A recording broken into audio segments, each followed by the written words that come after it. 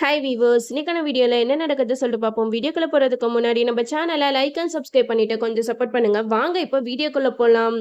நம்ம கார்த்தி ரேவதி பூஜைக்கு ரெடி ஆகி வராங்க. வீட்டில் ஃபங்க்ஷன் ரொம்பவே தடர்புடலா போய்கிட்டு இருக்கு.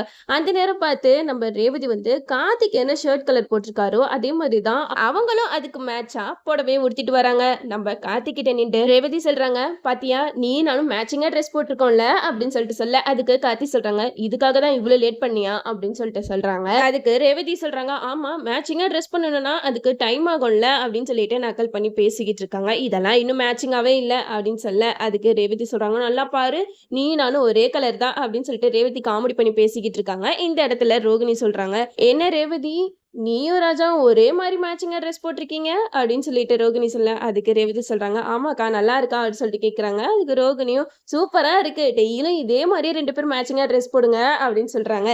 இதை கேட்ட மயில் கார்த்திகிட்ட சொல்றாங்க, என்னப்பா நேத்து என்னமோ அந்த பேச்சு பேசினேன், இப்ப நீங்க போற ரூட்டை பார்த்தா வேற மாதிரி இருக்கே, கப்பி கப்பி அப்படி சொல்லிட்டு பயங்கரமா கிண்டல் பண்றாங்க நம்ம மயில். இந்த இடத்துல நம்ம துர்காக்கு நலங்கு ஃபங்க்ஷன் எல்லாமே சூப்பரா முடிஞ்சிருது. இருந்தாலும் நம்ம துர்காக்கு வந்து நவீன் நலங்கு வைக்கணும் அப்படின்னு சொல்லிட்டு கொஞ்சோண்டு சந்தனத்தை எடுத்துட்டு ரூம்குள்ள போறாங்க. நவீன கட்டில் கடியில இருந்து எந்திரிச்சு வராங்க. நம்ம சந்திராவோ இந்த ரூம்ல என்ன நடக்குது நம்ம கண்டுபிடிக்கணும் அப்படின்னு சொல்லிட்டு அவங்க பேசுறத ஒட்டு கேட்கிறாங்க. அப்போ நம்ம துர்கா சொல்றாங்க, நவீன் என்னதான் எல்லாரும் எனக்கு நலங்கு வச்சாலும் ஆனா எனக்கு அது திருப்தியாவே இல்லை, நீ எனக்கு நலங்கு வைக்கணும்ல அப்படின்னு சொல்லிட்டு சந்தனத்தை கொஞ்சம் கொடுக்குறாங்க. நம்ம நவீனும் அந்த சந்தனத்தை வாங்கி நலங்கு வச்சுக்கிட்டு இருக்காங்க.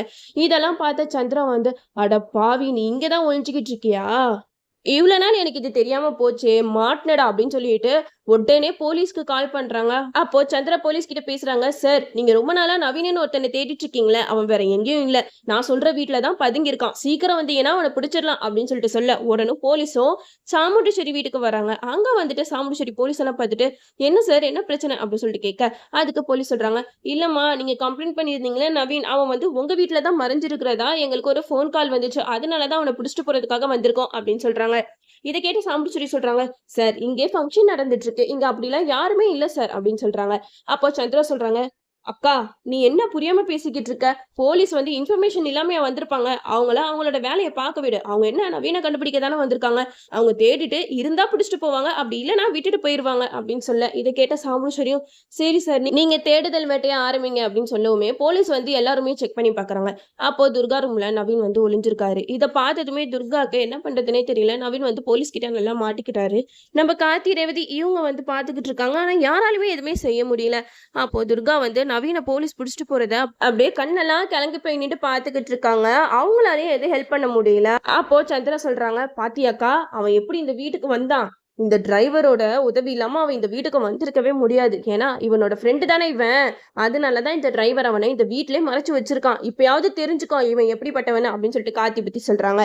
இது கேட்டதுமே சாமுண்டீஸ்வரிக்கு சம்மக்கவும் வருது. மாப்பிள்ள என்ன மாப்பிள்ள என்ன நடக்குது இங்க, அவன் இத்தனை நாளா இங்கதான் மறைஞ்சிருந்தானா, ஏன் என்கிட்ட ஒரு வார்த்தை கூட சொல்லல அப்படின்னு சொல்லிட்டு சாமுண்டீஸ்வரி கார்த்தி பிடிச்சி செம்மையா கத்துறாங்க. அதனால ரேவதிக்கு என்ன பண்றதுன்னே தெரியல. கார்த்தியை மட்டும் ஏதோ சொல்லி இந்த வீட்டை விட்டு அனுப்பிச்சிடக்கூடாது, வேற வழி இல்லை, இந்த பழியை நம்ம தான் ஏத்துக்கணும் அப்படின்னு சொல்லிட்டு ரேவதி வந்து சாமுண்டீஸ்வரி கிட்ட சொல்றாங்க, அம்மா கொஞ்சம் நிறுத்துங்க, நான் தான் நவீன இந்த வீட்டுல ஒழிச்சு வச்சேன், அவன் என்னம்மா தப்பு செஞ்சான், அவன் துர்காவை லவ் பண்ணான், அது என்னம்மா தப்பு, துர்கா நவீன் 2 பேருமே விரும்பிட்டு இருக்காங்க, அது தெரியாம நீங்க வேற கல்யாண ஏற்பாடு வேற பண்ணிட்டீங்க, அதனாலதான் துர்கா நவீனை சேர்த்து வைக்கிறதுக்காக அவனை நம்ம வீட்டுல தங்க வச்சேன் அப்படின்னு சொல்லிட்டு ரேவதி பழியை ஏத்துக்கிட்டாங்க கார்த்திக்காக.